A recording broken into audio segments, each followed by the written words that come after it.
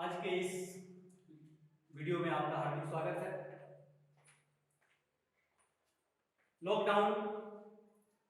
Lockdown period में आज हम लोग पहला वीडियो लेकर आपके समक्ष हाजिर हो रहे हैं। इस पहले वीडियो में हम क्लास 10 के पोएट्री सेक्शन के नीति के दोहे पे बात करेंगे, जिसके राइटर हैं रहीम जी। तो सबसे पहले आपको रहीम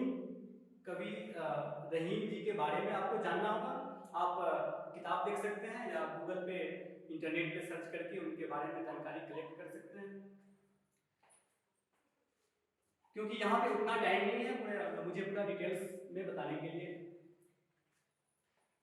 तो चलिए स्टार्ट करते हैं आज के लेसन को, जिस लेसन का नाम है नीति के दोहे। दोहे आपको अच्छी तरह से मालूम है, जो दो लाइन में लिखा होता है ना, उसको दोहे कहते हैं।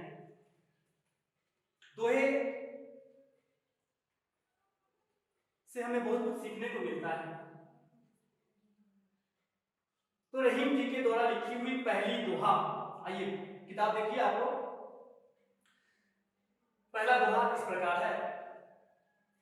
जो रहीम उत्तम प्रकृति का करी सकत कुसंग, जो रहीम उत्तम प्रकृति का करी सकत कुसंग, चंदन विष व्यापत नहीं लिपटे रहत भुजंग। अब इस दोहे के मीनिंग को देखते हैं। रहीम जी कहते हैं कि जिनका नेचर अच्छा होता है, जिनका कैरेक्टर अच्छा होता है, वो कैसे भी लोगों के साथ में रह ले, उस कंपनी का, उस संगत का कोई असर नहीं होता है। किन पर? जिनका नेचर अच्छा हो। ध्यान से सुनिएगा, जिनका नेचर अच्छा हो। मैं अपनी बात को एग्जांपल के रूप में लेता हूं। मेरी दोस्ती ड्रंकर लोगों से भी है, पीने वाले लोगों से भी है, चोर से भी मेरी दोस्ती है। मैं पीने वालों के साथ में बैठता हूं, लेकिन आज तक मैंने कभी पिया नहीं। तो कवि रहीम इसी बात को दोहे के द्वारा कहते हैं कि चंदन विष व्यापत नहीं। चंदन की लकड़ी के बारे में आपको मालूम होगा, कितनी खुशबूदार लकड़ी होती है। चंदन विष व्यापत नहीं, लिपटे रहत भुजंग, और उस खुशबू को पाने के लिए सांप उस चंदन के पेड़ में लिपटे रहते हैं, पूरा भर जाते हैं सांप, लेकिन उस चंदन की खुशबू पे कोई असर नहीं पड़ता है। जिस प्रकार जिसका कैरेक्टर अच्छा हो, जिसका नेचर अच्छा हो, उस पे संगति का कोई इफेक्ट नहीं होता है। ठीक उसी प्रकार चंदन की लकड़ी पे कोई असर नहीं होता है सांप का। सांप क्या है? जहरीला है। सांप के पास पॉइजन है, लेकिन सांप के पॉइजन का उस चंदन की लकड़ी पे कोई इफेक्ट नहीं होता है। बहुत ही मीनिंगफुल दोहा। आइए दूसरी दोहा लेते हैं। दूसरा दोहा है। रहीमन पानी राखिए, बिन पानी सब सून, पानी गए न उबरे, मोती मानुष चुन। रहीमन पानी राखिए। पानी तो सिंपल आप समझते होंगे वाटर, लेकिन यहां पे इस दोहे में पोएट ने पानी का 3 मीनिंग बताया है। पहला, मोती के लिए, यानी पानी का मतलब है शाइनिंग, चमक। अगर जिस मोती पे चमक नहीं है तो फिर वो चमक यूजलेस है, बेकार है, वो पत्थर के समान है। दूसरा मीनिंग, मनुष्य के लिए, जिस मनुष्य के पास इज्जत नहीं है, उसका मान सम्मान नहीं है, फिर उसका जीवन बेकार है, नरक के समान है। तीसरा मीनिंग, पानी का जो सेंस तीसरे चीज के लिए आता है वो है चून। चून मीन्स आटा। आटा में अगर पानी ना डालें तो फिर रोटी नहीं बन सकती है। क्लियर? तो मोती मानुष चून, तीनों के लिए पानी की जरूरत है।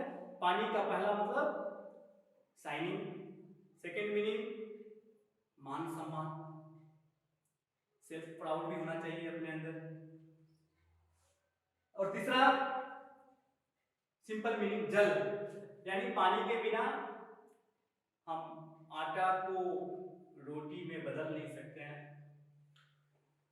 ओके, तीसरा दोहा है,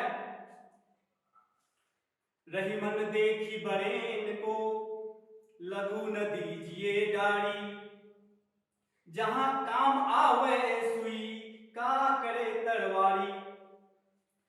रहीम जी कहते हैं कि बड़े चीज को देखकर छोटे चीज को कभी फेंकना नहीं चाहिए। अगर आपके पास कोई नई गाड़ी आ जाए, एक्सयूवी या विटारा ब्रेजा, कोई भी गाड़ी आ जाए, तो आप क्या करेंगे? पुरानी गाड़ी को फेंक देंगे, छोड़ देंगे? नहीं। रहीम जी कहते हैं कि रहीमन देखी बरेन को, बड़े को देखकर, नए को देखकर कभी भी छोटे का त्याग नहीं करना चाहिए, छोटे को छोड़ना नहीं चाहिए। जिस प्रकार जो काम सुई कर सकता है, सुई आप समझ सकते हैं, नीडल, जो काम सुई के द्वारा हो सकता है वो काम दाव के द्वारा, तलवार के द्वारा नहीं हो सकता है। सो सुई का अपना काम है, तलवार का अपना काम है। चौथा दोहा, तरुवर फल नहीं खात है सरवर पियत न पान, तरुवर फल नहीं खात है सरवर पियत न पान, कही रहीम पर काज हित संपत्ति संचही सुजान।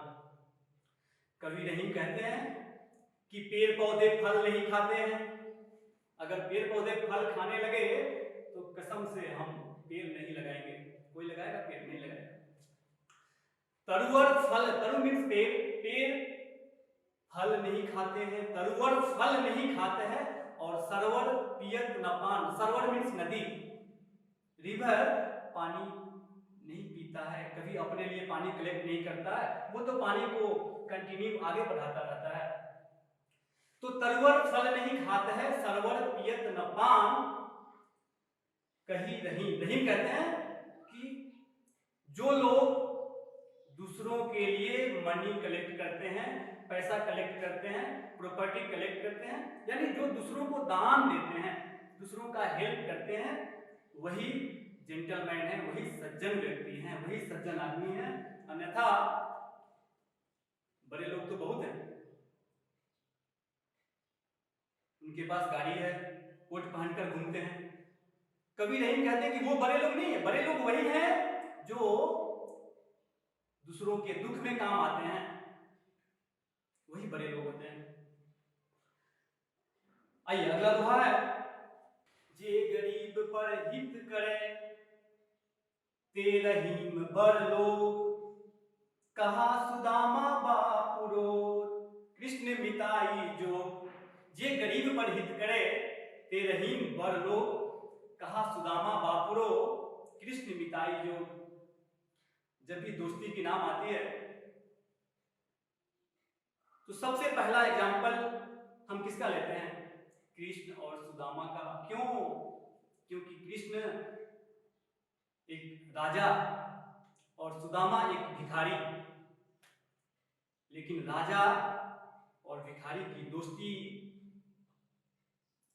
उन दोनों के बीच कैसी दोस्ती है आप देख सकते हैं। इसलिए हम सबसे पहले दोस्ती की जब नाम आती है, दोस्ती की जब बात आती है, तो सबसे पहले कृष्ण और सुदामा का नाम लेते हैं। तो दोस्त को ऐसा होना चाहिए जो दुख में सुख में हर समय काम आए। कहते हैं ए friend in need is a friend in need. लेकिन सच्चा दोस्त वही है जो मुसीबत के काम में, जो जरूरत पे काम आए। नहीं तो सुख में तो सब लोग आपके दोस्त नहीं, आपके पास पैसा है तो सब लोग आपके दोस्त हैं, जहां पैसा खत्म हुआ बाय बाय करके चल देंगे। अगला दोहा, दोहा नंबर 6, रहीमन वे नर मर चुके जे कहूं मांगन जाही। रहीम जी कहते हैं अगर कोई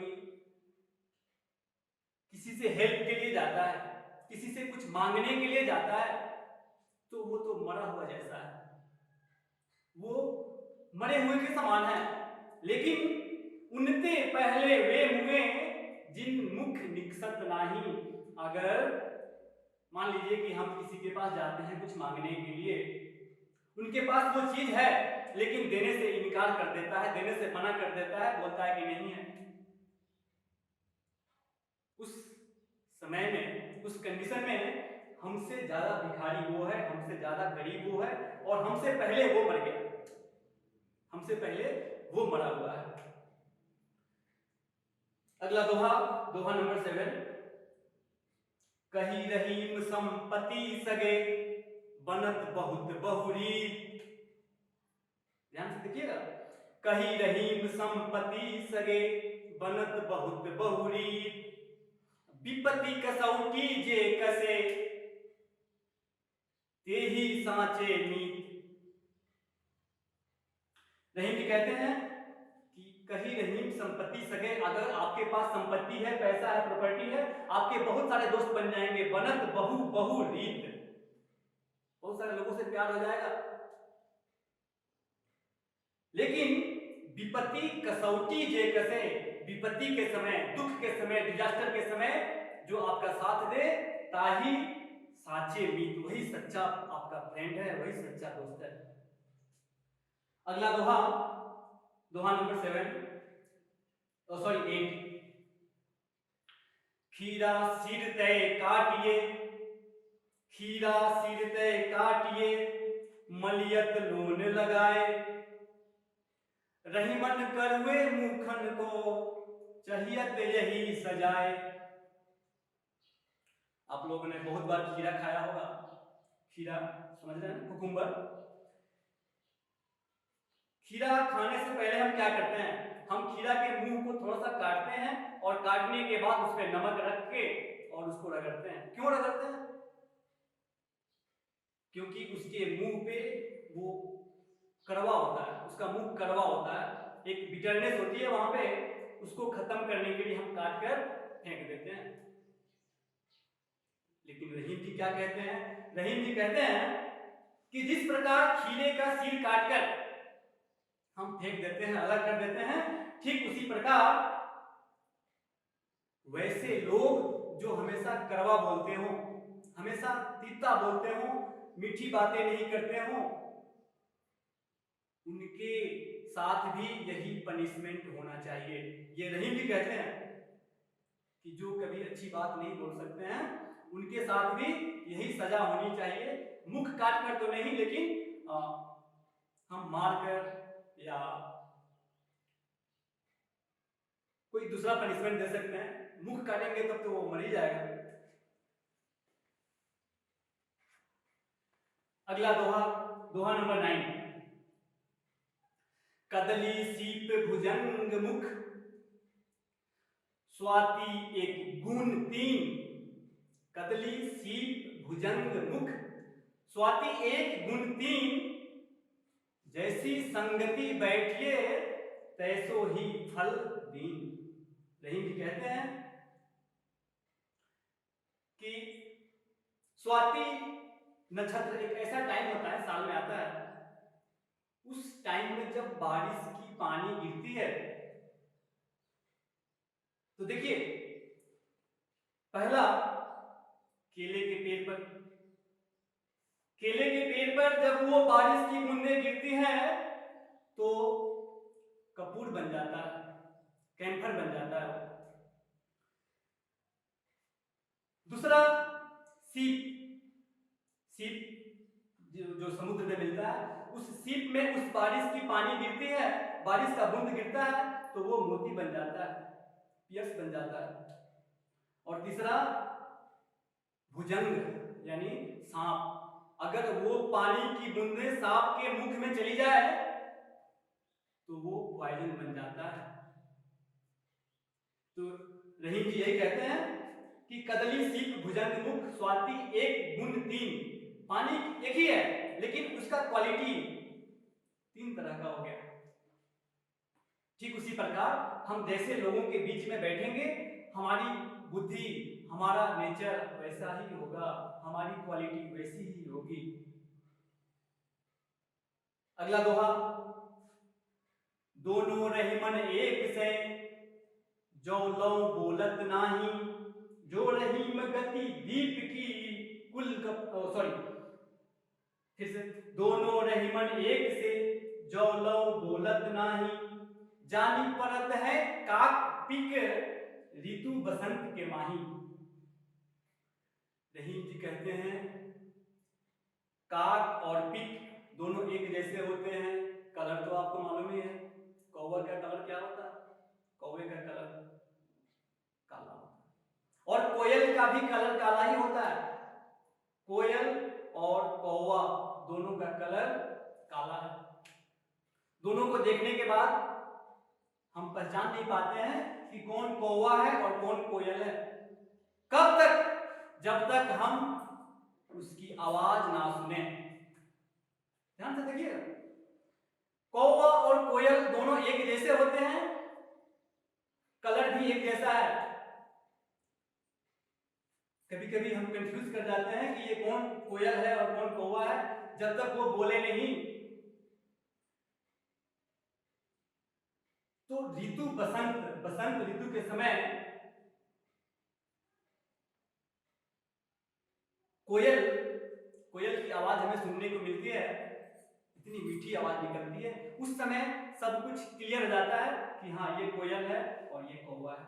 चलिए लास्ट दोहा, इस चैप्टर का लास्ट दोहा है, जो रहीम गति दीप की कुल कपूत गति सोए, बारे उजियारो लगे बढ़े अंधेरो होए। जो रहीम गति दीप मीन्स लाइट, आजकल तो इलेक्ट्रिक लाइट चल रहा है, लेकिन ये उस समय की बात है जब हम लैंप जलाते थे, वो केरोसिन ऑयल का बत्ती जलाते थे। तो रहीम जी कहते हैं कि दीपक यानी लैंप और कुपूत मीन्स बेटा, और कु मीन्स खराब, यानी जो बेटा खराब हो गया हो, जो बेटा दारू पीता हो, जो बेटा गेम खेलता हो, जो बेटा ताश खेलता हो, कार्ड खेलता हो। तो कुपूत और दीप एक जैसे हैं। दीप क्या होता है, धीरे धीरे उसका लाइट कम होता जाता है। दोनों के जलने के बाद, दोनों के बढ़ने के बाद वो उसका रिजल्ट डाउन होता चला जाता है। जिस प्रकार कुपूत अपने पूरे खानदान का नाम खराब कर देता है, कैसे? जिस प्रकार दीपक जलते जलते वो डाउन हो जाता है, अंधेरा हो जाता है बाद में, ठीक उसी प्रकार कुपूत के जन्म लेने के बाद वो अपने घर परिवार का नाम अंधकार में कर देता है। तो ये था नीति के दोहे। अगले वीडियो में नेक्स्ट लेसन को लेकर फिर से हाजिर होंगे। तब तक के लिए धन्यवाद, टेक केयर।